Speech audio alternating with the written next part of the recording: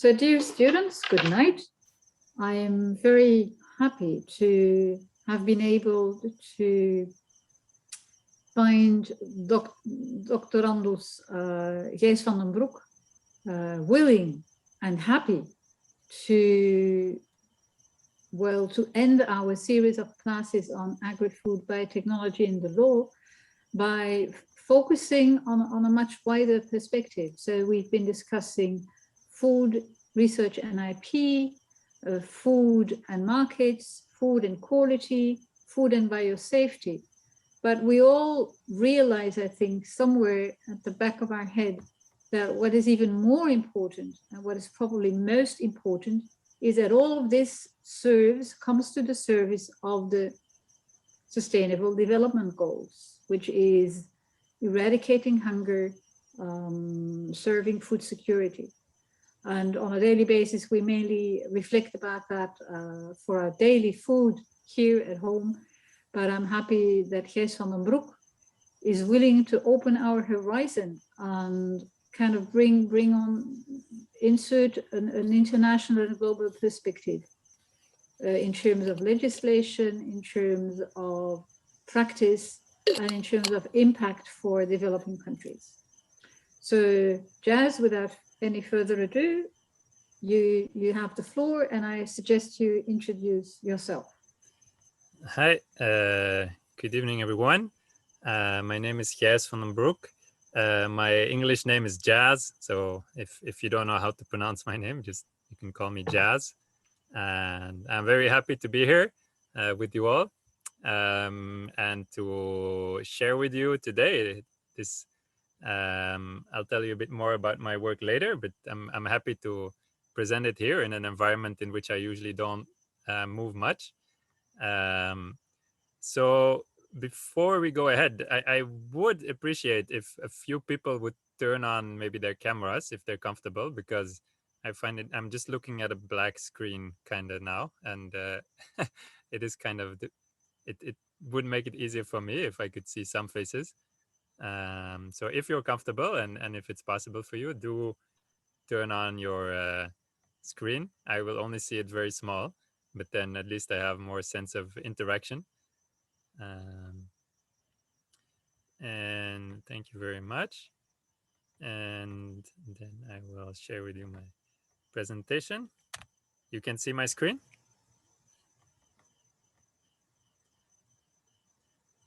So yes, we can see the screen. Okay.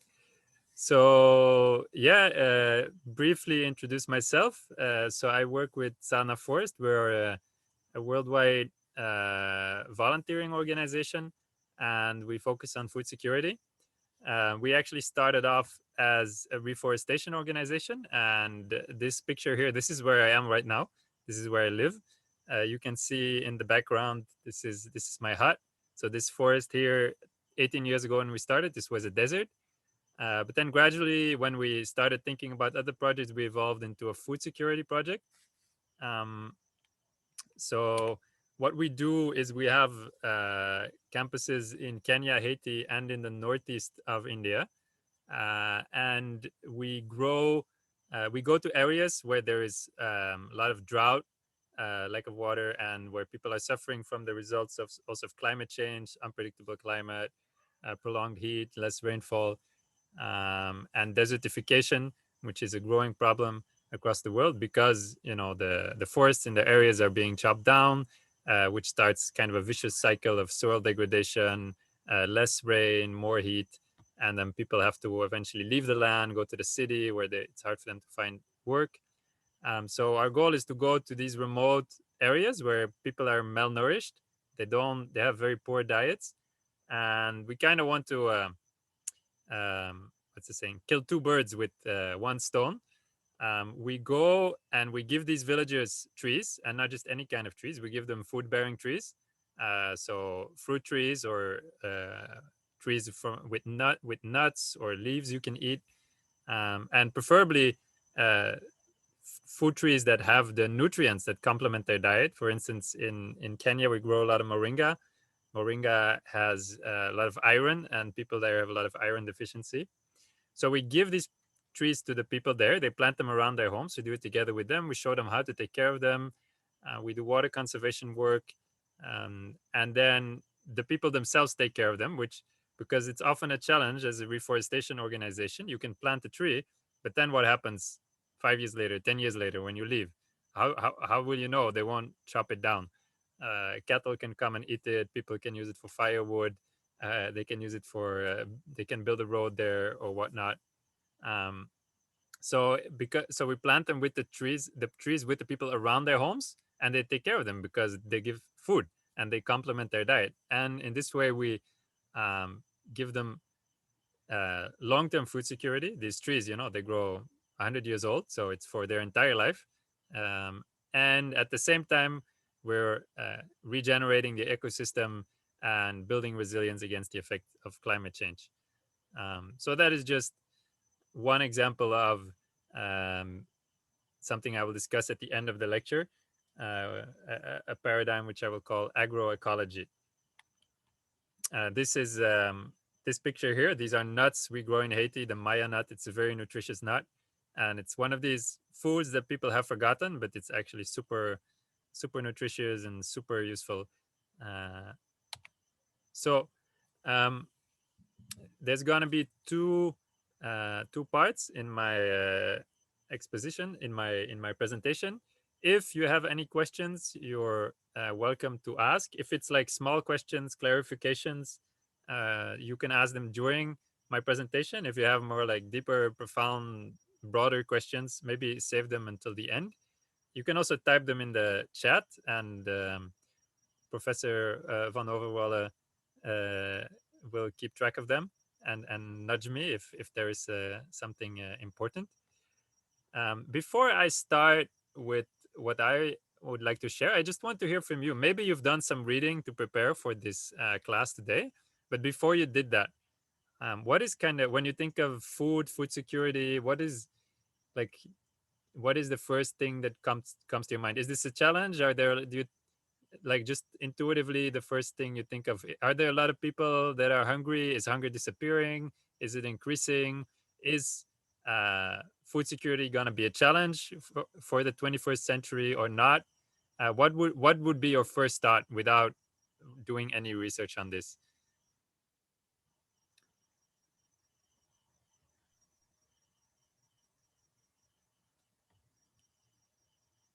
Anyone wants to share a thought, or also welcome to?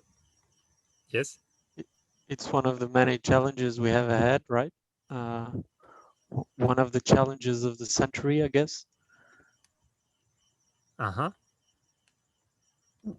I think in my opinion and in my view, I think that there is quite a lot awareness regarding this crisis nowadays, and quite a lot non-governmental initiations and actions taken.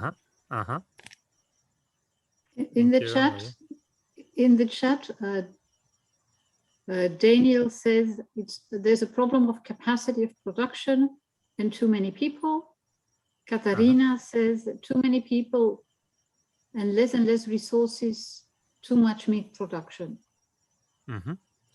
Good. Yeah. I hear already. Yeah, if I may, I believe that there is a problem. We always look at food. When we talk about food, we talk about food production, but we don't look at the picture as system. So, and someone mentioned in the chat, we don't look at how is the whole cycle of the food. So it's not only the production, but it's also what we are doing with it, and the waste we are producing. So, I mean, just in the EU, I think it's 80 million tons per year. So that's crazy. Yeah. Thank you very much for those insightful comments. Victor has added exhaustion of the soil because of monocultures question. Yes, these are all very valid points. So I'm happy that the awareness is there. So yeah, this class, we're gonna go a bit deeper into this question, because the past semester you focused on all the more technical legal aspects of food production. So let's make the perspective broader, what is the actual goal? The goal is to feed people, right? And how are we going to feed an increasing world population, which by 2050 it's estimated there will be 11 billion, or there will be a few billion more people by the end of the century. I think 11 billion people. How are we going to feed these people? And there will be very different answers, very different paradigms. I hope you're familiar with this term paradigm.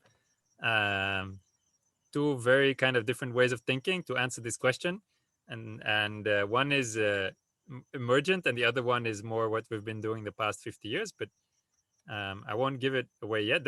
Let's first talk about the food crisis. So I'll give you some numbers and some pointers. And I mean, if you look at the handout, there's a lot of literature that I sum up there. So I can only touch on the tip of the iceberg here. But I have a few interesting stats for you. So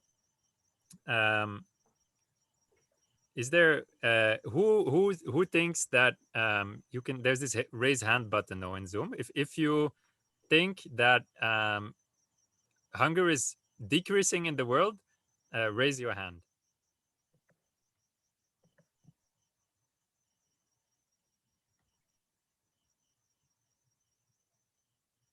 4 people raise their hands. 5. 5 out of 28. 6 out of 28.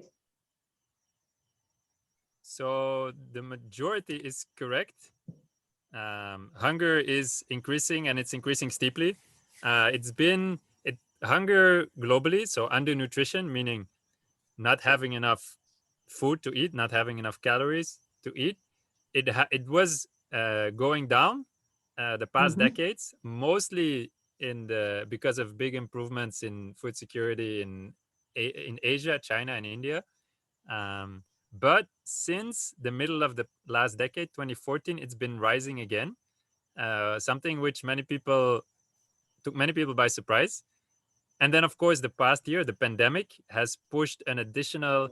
You can see it there. It's still an estimate because it's hard to get proper numbers because people couldn't do much research because they were stuck at home the past year.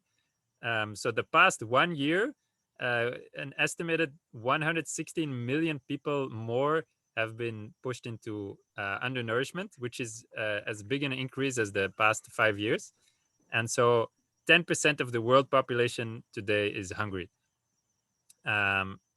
The pandemic, of course, disrupted all the supply cycles, and people, I mean, I think it's pretty obvious why it might be difficult for people to get food if all the supply cycles are disrupted and the shops are closed.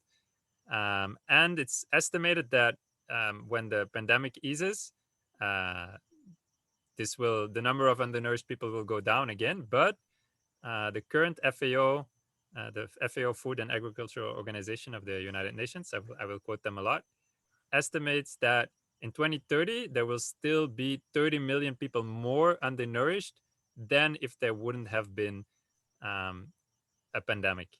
So it's pretty huge.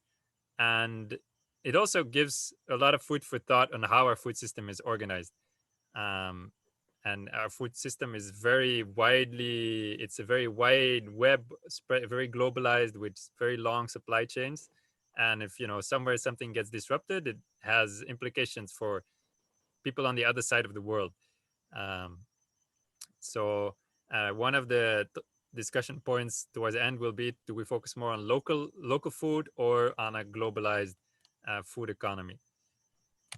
As you can see, food prices are also on the rise since 2005. You can see some big spikes there in the food prices. So when we talk about undernourishment and hunger, so there's a few things we need to distinguish. So when we say undernutrition, it's an energy sufficient diet, having enough calories to eat. Another thing is to have a nutrient adequate diet, to have all the right nutrients and minerals and vitamins. If not, we would say these people are malnourished.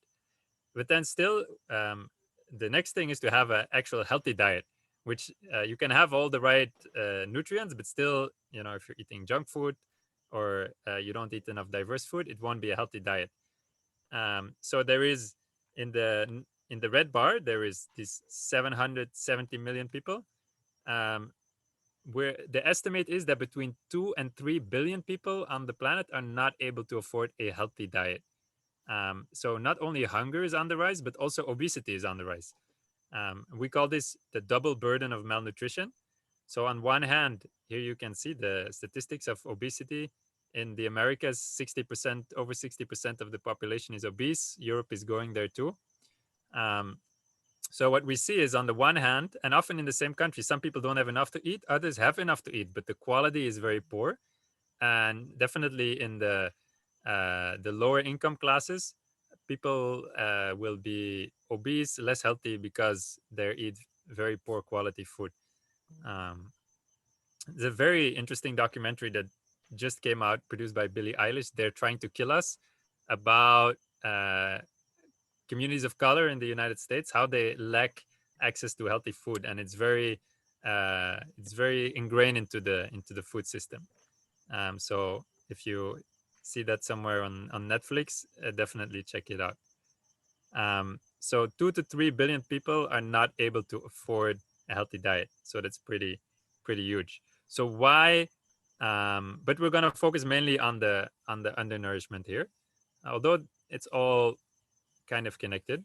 So why is hunger on the rise? We have this idea like, oh, technology is only getting better and the economy is growing. So this can be kind of counterintuitive. So one is population is growing, as you can see here. That's pretty obvious, and it's gonna keep growing for the century to come, probably, unless some very unpredictable things happen. Then, of course, as you can see here, climate change. So climate change leads one to very unpredictable weather patterns. Here, where I live in the south of India, we just had the most rainfall in the past 100 years. It was really like, it rained at moments when it wasn't supposed to rain. And this can, of course, destroy harvests. And yeah, so the weather becomes, one, very unpredictable. And two, there are much more extreme weather events. So you can see it here. You can see my mouse pointer on the screen? Or not? Yes. Yeah, okay. Yes. So you can see the number of extreme weather events is on the rise. The total is this purple one here. So there's more droughts, there's more floods. Belgium just experienced the biggest flooding in living memory. Storms, hurricanes, cyclones. It's all very clearly rising. I think anyone, just even if we forget about all the science, most people here on this class are alive long enough to have noticed a change over the past 20-30 years in weather patterns. You don't even need to be a scientist anymore to notice it, or a very stubborn climate denier, but um, that's another matter. So, and as you can see here, it's the same graph again, but actually, when you look into it, the food price spikes, they follow climate extremes. So when there is extreme weather, harvests fail, and yeah, the food prices rise. Another cause is rising conflict, which is not something we won't go here into here in this class too much. But since the war in Syria broke out, since World War II, worldwide conflicts have been decreasing, but since again 2014, there's again more conflict. Although the war in Syria is actually one of the things that triggered it was a failed harvest, and again climate change. So it's all kind of connected. So growing population, climate change. Third one is just the degradation of the natural environment, and the overuse of natural resources, mostly water and soil. Here, this graph, you can see that climate change, the change in it will generally get warmer. So areas that are already quite warm, they will have, as you can see, mostly the global south, they will have less harvests. it's predicted for temperate climates that actually the production will grow because if in Belgium the weather gets a bit warmer, actually we can grow more, and if the winters are softer. But in general, you can see, and definitely in the global south. So the whole, just also on a side note, the whole climate thing, of course, it's very much something of global north versus global south. These power relationships are very much part of it. But you can see the map is very red, and it goes, dark red is up to 50% decrease in in yields because of climate change by 2080.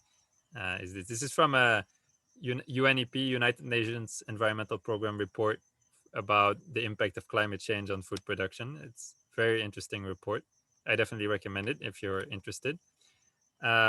Water is becoming ever more scarce because, we're using a lot of it, really a lot, mostly for agriculture. And many here in where I live in South India, the aquifers are depleting. We're estimating that, in 5 years, we're pumping up so much water for agriculture that, in 5-10 years, we might be out of water. The aquifer, the groundwater may be empty. Of course, if we're going to have huge rainfall like the past year, it might change. But if this year wouldn't have happened and the rainfall would have been normal for a few years, we would have been out of water. And even in Europe, I remember last year I was in France, in the countryside, and farmers were saying that their wells were running dry. So we're running out of water. Here you can see on this map, it's a map of how many months there is water scarcity. So the dark red is more than 5 months. Everything that's kind of orange and red is more than 2 months per year that there is water shortage. And when even in Belgium in the summer, they're saying now don't spray your lawn, don't water your lawn. Although it's kind of when we think of water, the majority of our water use is actually in agriculture, but we'll get to that later. Then another, I think someone mentioned this, and this is something that we don't often think about, is soil.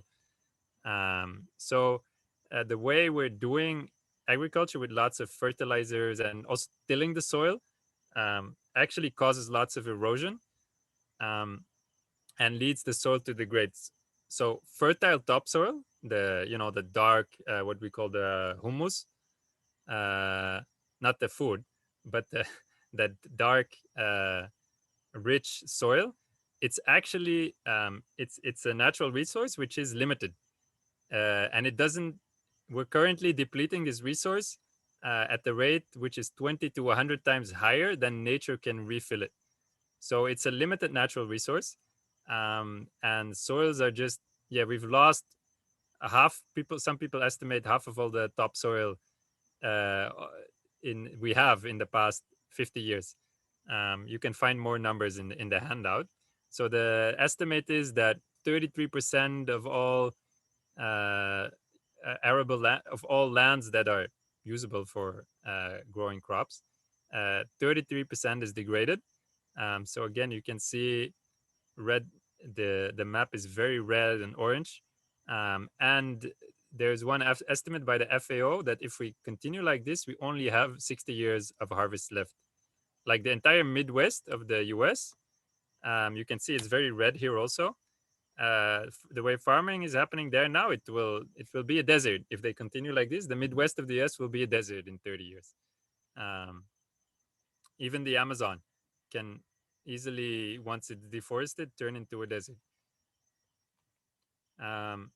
So here this graph here, from that same UNEP report, you can see how big they estimate the effect of these different things will be on the yields. So water scarcity, more than 10% decrease in crop yields, they estimate. Climate change, few percent. Land degradation, 8%. And something else which is not that relevant for today's class is the use of biofuels. So we're using more and more biofuels, which puts more pressure on agricultural land. There is less agricultural land available. Then the fourth factor this is also, so we've had growing population, climate change, environmental degradation, loss of topsoil and water, and whatnot. And then the fourth is increasing meat production. As you can see here, meat consumption is growing. Why? Because big parts of the world are becoming economically more wealthy and are able to afford meat. Like, look at Asia, the biggest growth is there. I live in India. It's a country that's traditionally, for a big part, vegetarian, but more and more people are starting to eat meat. People are eating more and more meat because they can afford it, and also because it's seen as modern and progressive. China is the same thing. People are eating more and more meat. They're all switching to Western diets. So even though in Europe it's kind of stable, the meat consumption is not increasing. Worldwide, it's rising a lot, and it's projected to continue to rise. So why is that so relevant? Because meat and animal food takes a lot more resources to produce than just plants, which is very simple. Why? Because either we can grow plants and we can eat the plants, we can eat grains and pulses and lentils, or we can grow food, then put it into an animal, and then later eat the animal. The only problem is that, the majority of the calories that this animal eats, it will just use for its own survival. We need to feed an animal 5 to 25 kilograms of food to get 1 kilogram of food out of it. So it's like a huge conversion loss, to say it in technical terms. And of course, we need then a lot more land to grow all the food to feed these animals. Of course, some of the food is grass and things that humans otherwise couldn't eat. But just to give you one number, half of all the grains and cereals, that is produced in today is given to livestock. Now, if we would give these grains and cereals to humans, we could feed an additional 3 billion people. That's pretty huge. So here, this is my favorite graph. I can look at this graph for hours and not get bored. But maybe let me clarify a little bit. So this is the flow of energy. So the numbers are in not in calories, but in exajoule, which is like trillion joule or something. So you can see here that, from crops, we harvest this much calories. Some of it goes to directly to humans, to vegetable food. And you can see from the 28 that goes in, 17 goes to humans. Some of the food that we grow, 109 exajoules, goes to animal food. And out of this, we get only 4. So we lose 95% of all the energy by putting it through this animal intermediate, which is quite massive. Of course, now, definitely in the West, the awareness of the environmental impact of the meat and dairy industry is rising. So here is an example of water. So when people think of water use, you have to know that 70% of our freshwater use, of our freshwater withdrawals, goes to agriculture. It's in the food we eat. If we count sorry? There is one question which you may weave in what you're going to say. And I'm a bit surprised because I thought this was well known to youngsters. The question is, so it's actually better to be a vegetarian? Better to be a vegetarian? It depends on what you want. From an environmental perspective, yes. Yes, that's what I would answer. Depends on your personal preferences and whatnot, but I have for sure.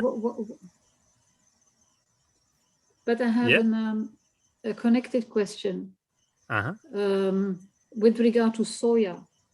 So soy. I'm a vegetarian as well. And I have colleagues who say this is not a wise decision because I enlarge my ecological footprint because the soy I eat needs to come from Argentina. But So I was under the impression that the soy which comes from Argentina is feed for animals, but not food for vegetarians. That the soy for vegetarians is grown in France. So we're kind of this, without getting sidetracked too much. I can give another lecture on the environmental impact of the meat and dairy industry on its own. But yeah, there's this argument, oh, these vegetarians, vegans, they eat lots of soy and they're chopping down the Amazon forest for soy. So most of the soy is animal feed. Soybeans are actually, they're very easy to grow. They don't require much water, but yeah, they're chopping down the Amazon forest for the meat and dairy industry to have rangelands and to grow crops for meat and dairy. So if you want to consume less soy, then become a vegetarian. And all the tofu you eat, it will always be way, way less than all the soy they're feeding into these animals in the industrial animal agriculture. And the funny thing is, livestock, cows, you know, they're feeding them grains. They're in huge feeding lots eating grains. It's not even their natural diet. And these animals are not healthy. They're often on antibiotics, definitely in the US. I know in Europe, the laws are more strict. But yeah. So when we think of water, 90% of all the water we use, including also the rainwater that falls, goes to agriculture. So if you want to use less water, it's good to use less water in the shower, but changing your diet has 100 times more effect. And so you can see here, in general, animal food uses way more water because we need to grow all these crops. And the bigger the animal, the more food it needs and the less efficient it is in converting these calories. So cow meat takes the most water, the most land, way more, 15,000 liters for 1 kilogram of steak on average. So here you can see it's the meat and dairy industry uses not only much more water, also much more land. So of all the habitable land we have, half of it is currently used for agriculture. Almost 80% is used for livestock. And this gives us only 20% of all the calories we eat. So the plant food is grown, crops are grown for humans are grown on 25% of the land, and they give us 80% of our calories. So just imagine what would happen if, you know, we this red bar here goes away, and, you know, with only doubling this, we can create so much more food. And in theory, there would be enough food to feed everyone on the planet. Here is here you can see a map. All the brown is agricultural land, so it's pretty huge. So now I want to say something about the general impact of agriculture. So we recently had the COP26 environmental climate summit. And as usual, as it goes on these summits, the focus is a lot on electricity and fossil fuels and industry and transport. And actually, very comparatively little attention is given to diets. There was nothing about meat and dairy at all. There was one day they discussed agriculture. But I would dare say that the biggest impact, the biggest way that humans change the environment ever since the dawn of agriculture 10,000 years ago is through agriculture.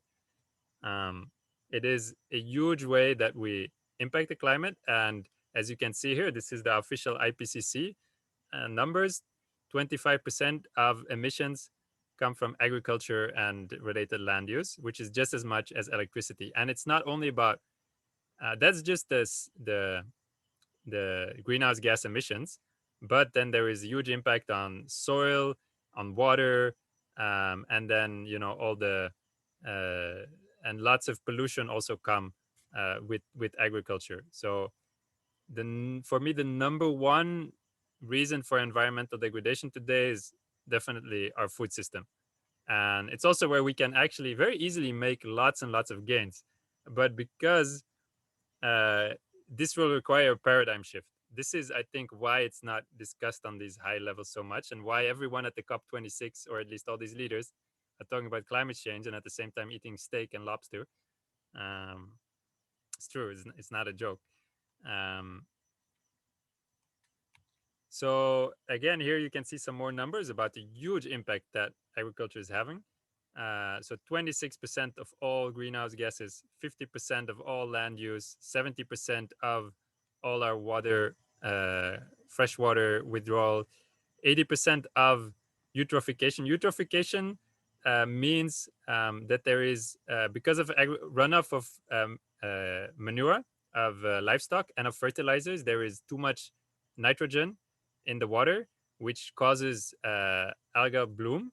Lots of algae come, and eventually this causes all the oxygen in the water to disappear, leading to ocean dead zones. So in the Bay of Mexico, Gulf of Mexico, there is a huge ocean dead zone. It's like a desert, basically, because of all the agricultural runoff that comes from the Mississippi River. It's and then again, to show the massive impact of the livestock industry, when we count all the mammals in the world and look at their biomass, 94% of them are livestock. Only 6% are wild mammals. So if you take 100 random animals, mammals, only 6 of them will be wild animals. We have the idea, maybe it is more because we see National Geographic and all these beautiful documentaries, but basically if you're an animal, you're most likely to be on a farm. So this is a bit the introduction about, what is the food crisis, what is the projection, what is the impact that our agricultural system is having. So are there any questions about this part before I move on to the second part, the discussion about where to go in the future and how to solve this?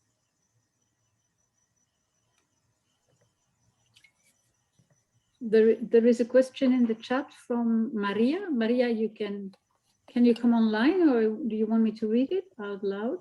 Yes, I can come. Thank you. It's okay. I just wanted to ask regarding the diagrams you just showed. Since agriculture, you said that agriculture and electricity might have the same impact to the environmental changing. Yeah, this exactly. So since agriculture, we also said that covers 70% of the food needs. I mean, it was a huge amount. Yeah, exactly this. So since these two amounts are related, so how can we reduce the one without reducing the other? I mean, we cannot, how can we change, since it covers a great amount of the needs, how can we reduce its effect to the environment? Of agriculture? Well, one is to consume less meat and dairy, and so change the quality plants. of agriculture. You mean to change the quality of agriculture? What is it in there? Oh, so that's the question I'm going to answer in the second part of the presentation. Oh, okay. How we can do agriculture differently or not. I will try to keep it an open question because, I mean, the experts are divided on it.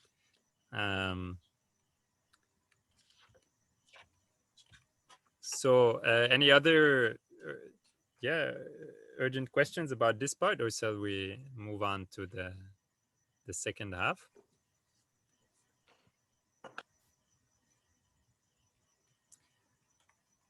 So how are we going to feed, these hundreds of millions people that are hungry and the billions of people more that are projected to populate this planet in the coming decades?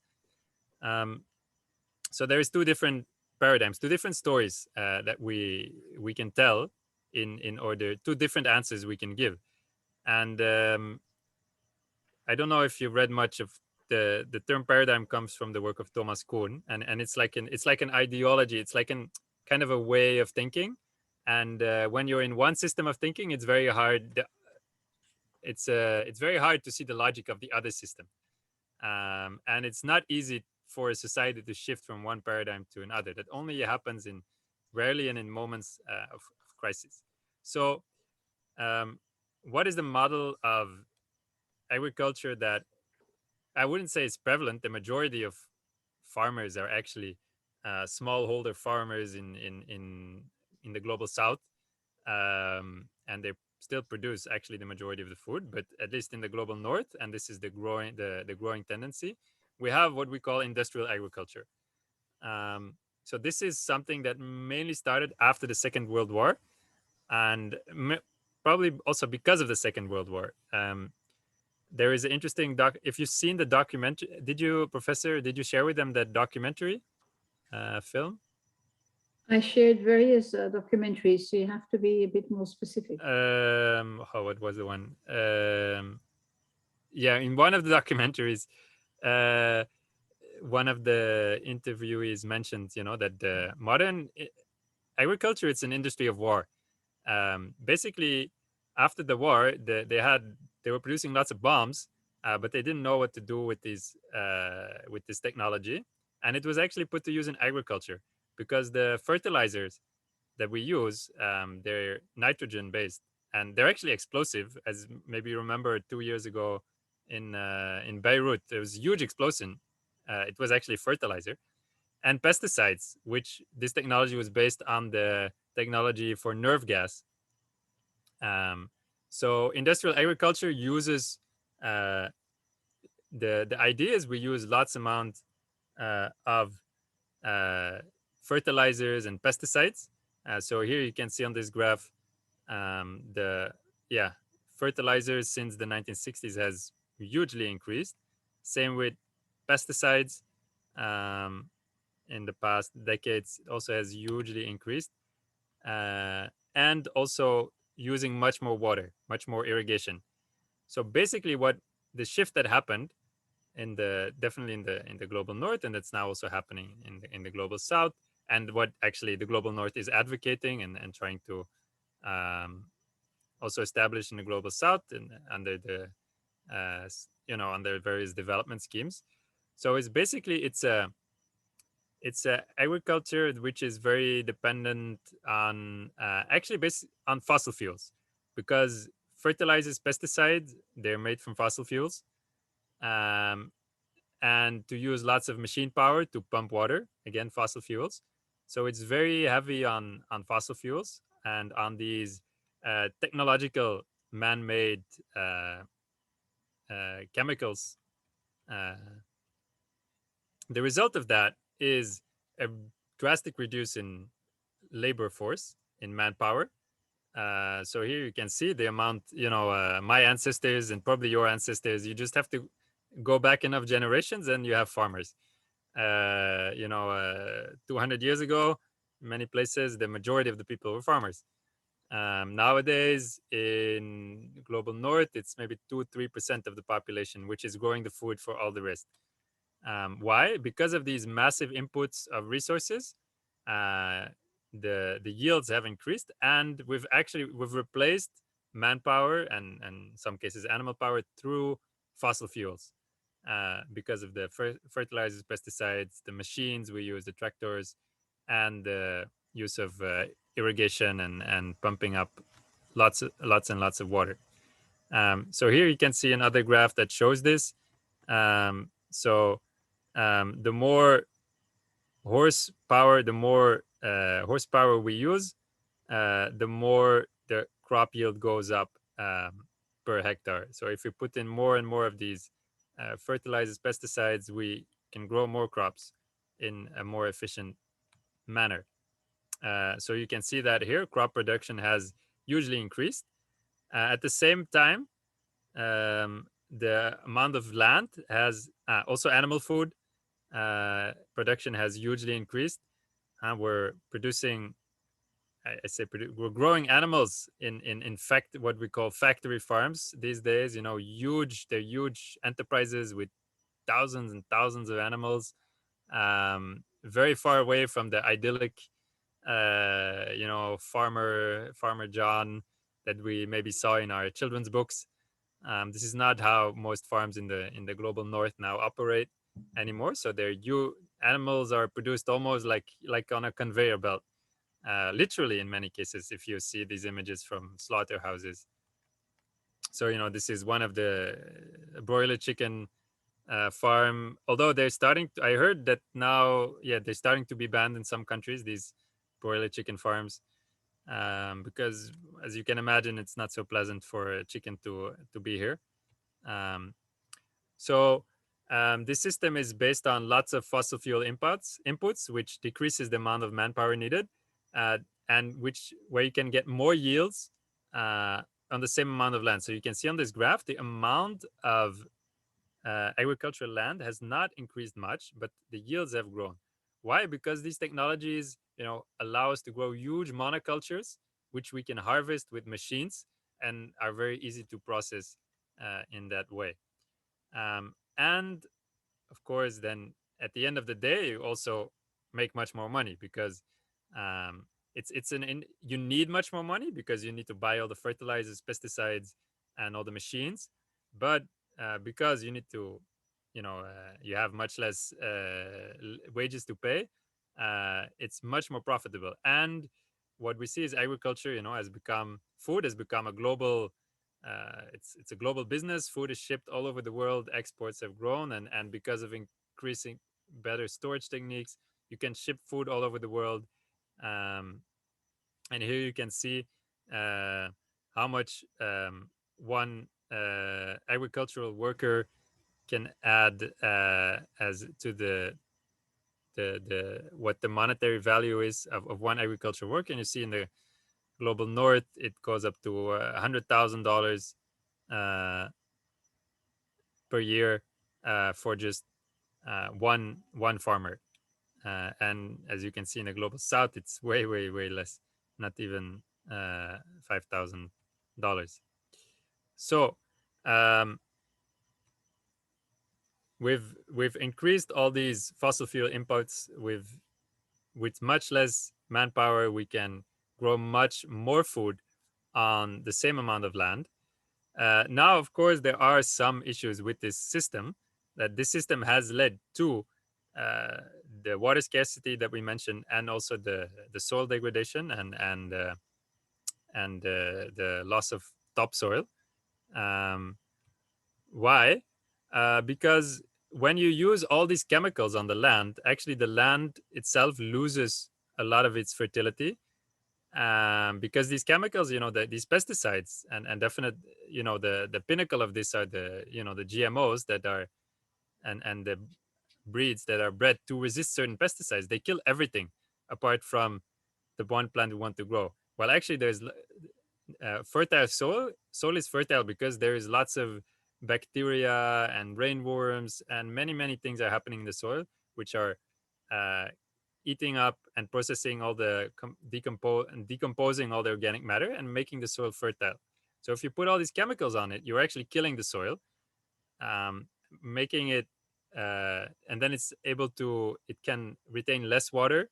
It will dry out. There will be a lot of erosion, and then a lot of the pesticides and fertilizers, because we're just like massively spraying all these things. The plants cannot take up all this fertilizer. Maybe some studies show only 25% of all the fertilizer is actually taken up by the plant, because we're just spraying them, kind of in huge amounts without, really, how do you say that? It's kind of randomly. It's without very clear. Yeah, it's just kind of spray and pray. Um, so I'll read a quote here from one very interesting study or book about the energy use of farmland. Humans have allowed environmental resources to degrade. As noted, we have been offsetting this degradation with fertilizers, irrigation, and other massive inputs, all based on fossil energy. Thus, we have been substituting a non-renewable resource for a renewable resource. So actually, water, soil, are renewable resources, but we're extracting them at a much faster rate than they're being replenished. And instead, we're using fossil fuels. And these fossil fuels actually cause the water to be the soil to be poorer. It takes up less water. There will be more erosion, making the soil even poorer. It starts a vicious cycle, and then you need even more fertilizers and pesticides. On a deeper level, this whole green revolution, as it's been called, that's been happening since the Second World War, is kind of based on the idea that we need to control nature. The soil is actually nothing more than something which hold the roots of the plant. All the inputs come from humans, basically. Um, what humans do is, we don't need nature really. What we can do better. We will create our own pesticides, our own fertilizer. We will create technology where we can create a perfectly controlled environment, almost like in a lab, where the plants will do exactly what we want them to do. And yeah, the soil is inert in this idea. It's just, it holds the roots of the plants. The next step is, you don't need soil anymore. Let's grow our food in factories, and this is happening today. Maybe you've heard of hydroponics. We don't need soil anymore. We grow our food in factories. We can grow our meat in petri dishes. It's happening. It's happening today. So a quote from Vandana Shiva, who's an activist, who saw the destruction that happened in her own country because of this green revolution. She says the green revolution was based on the assumption that technology is a superior substitute for nature and hence a means of producing growth unconstrained by nature's limits. So yeah, growing food just becomes like any other business. It's just technological, materialistic things that you can do to create more growth, more profit, and ever more food. But of course, it doesn't fully work like that. It has a huge. So this is an interesting graph of farmer suicides in India. So I don't know if you've ever heard of it. Farmer suicides, it's a thing. So what happens definitely in the global south, um, people invest, farmers invest in fertilizers, pesticides, GMO seeds, hybrid seeds. And as I said before, these are all, they're produced by big companies. They're all big investments. So definitely for these smallholder farmers, they're big investments. They invest in it, and then it works well for a few years, but then they see their yields decrease because actually the soil is getting degraded, and they need to buy more and more, and they can't afford it. And yeah, they can't take care of their family anymore, and it's very difficult for them. And many farmers kill themselves, often using the same pesticides, drinking the same pesticides that they used before on their fields. So I don't know if you've heard, if this was much in the news in the West. The past 1.5 years has seen the biggest protests in human history in India.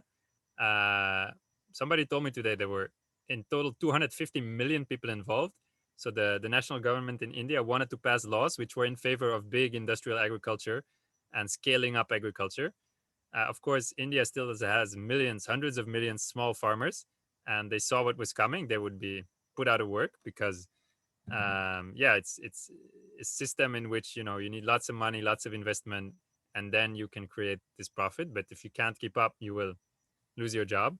And they blocked the highways to Delhi for 1.5 years, and they basically were living there with millions of people. And eventually, the government succumbed.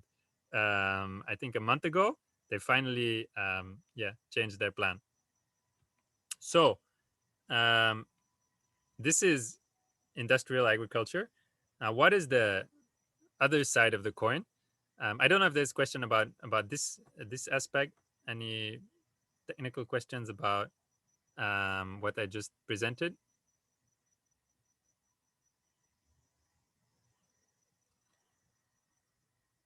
Okay, so what's the alternative?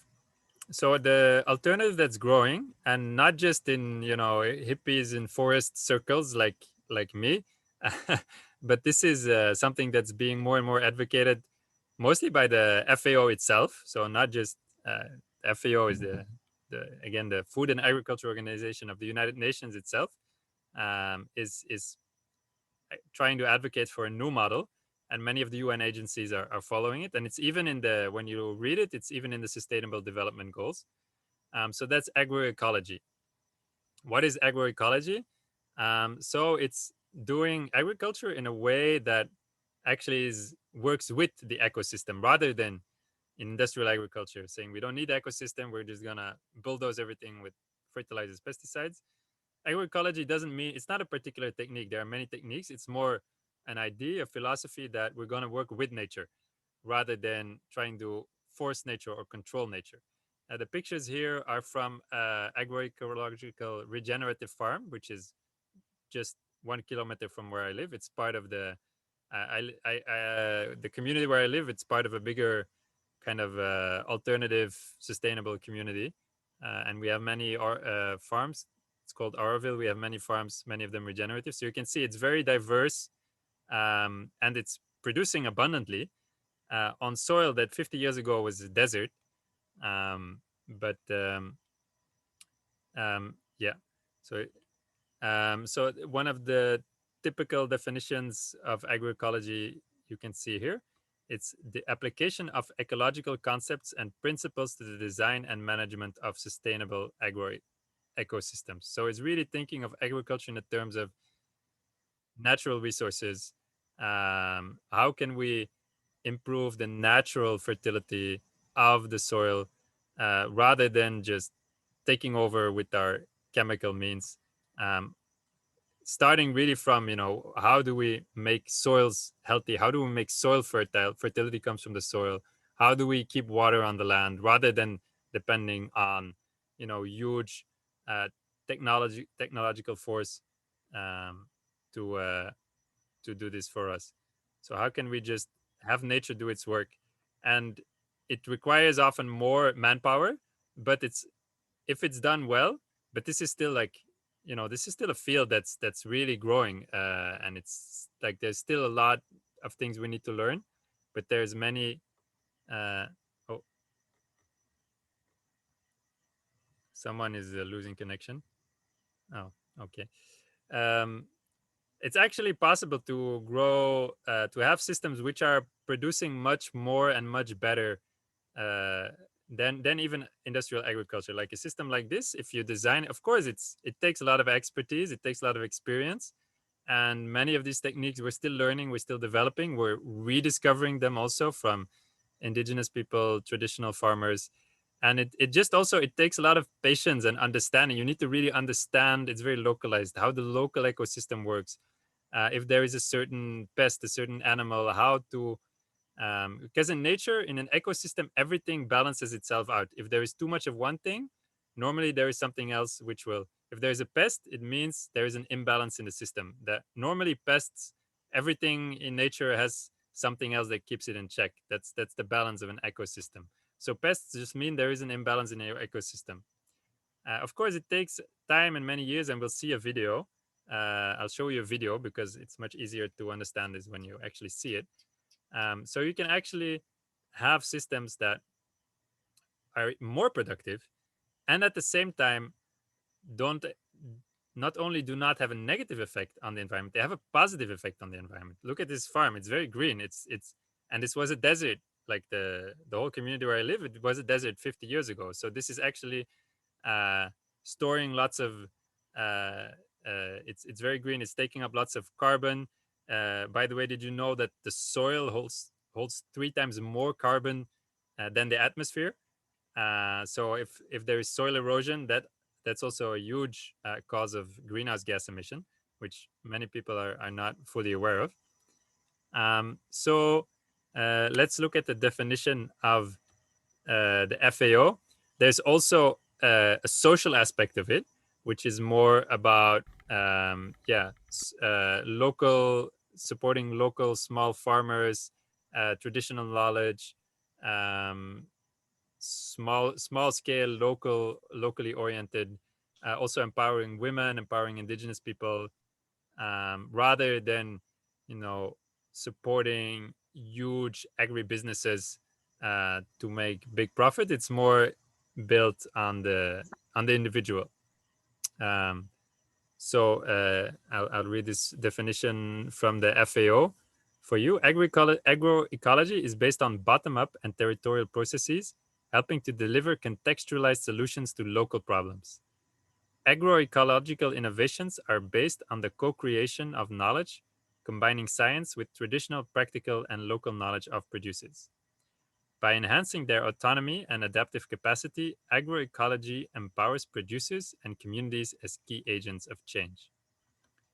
Rather than tweaking the practices of unsustainable agricultural systems, agroecology seeks to transform food and agricultural systems, addressing the root causes of problems in an integrated way and providing holistic and long-term solutions.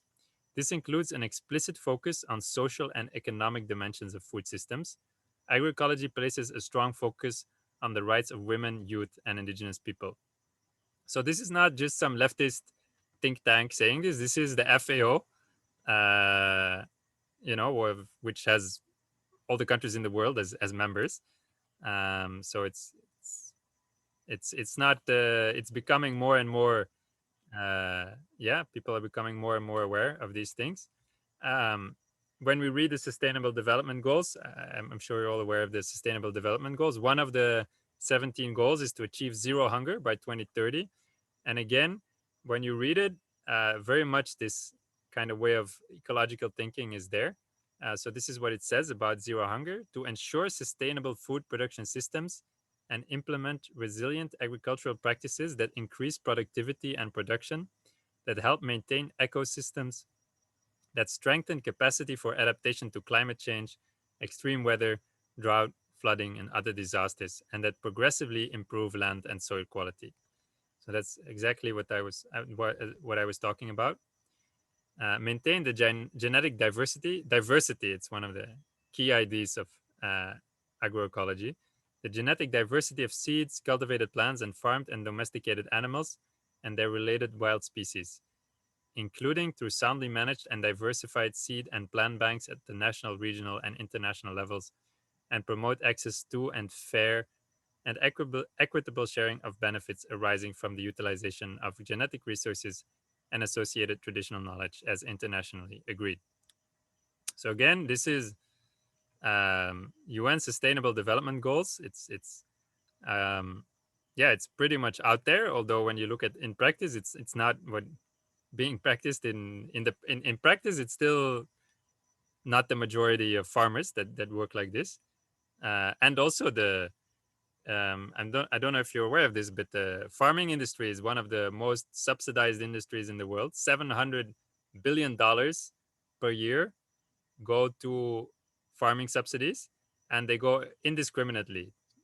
So most of it goes to unsustainable agriculture, agro industry. There's very little of these billions of dollars that goes to sustainable farming. So just imagine what could happen, or what we could achieve if we would invest these $700 billion in practices that are more sustainable. And it also makes you wonder, is this industrial system so sustainable if it needs to be so hugely sponsored by governments in order to be viable? So that was a lot of words. I think it's better just to show an example of what a good agroecological system can look like. So I will share this video with you. This technique that's going to be in this video is called syntropic farming. I think I have to share my screen again.